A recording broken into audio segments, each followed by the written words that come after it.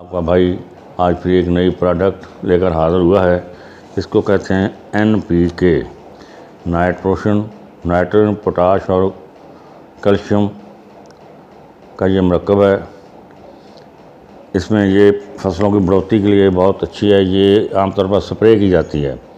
इसको फसलों का स्प्रे करने से, आजकल मुंजी का सीज़न है, धान का सीज़न है, धान पे स्प्रे करने से एक तो मुंजी की धान की चमक ज़्यादा हो जाएगी, दूसरा उसका दाने का वज़न बढ़ जाएगा, जिससे आपको अच्छी पैदावार मिलेगी।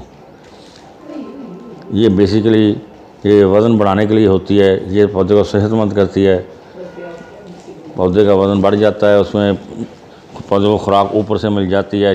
वैसे धान की जो है ना, धान का पौधा वो ज़मीन से खुराक लेता है, लेकिन जब हम इसका स्प्रे करते हैं तो इसको ऊपर से खुराक पत्तों के ज़रिए मिल जाती है, जिससे उसकी नशो नशा बहुत अच्छी होती है। आज के लिए इतना ही, अगले के लिए फिर हाज़िर होंगे।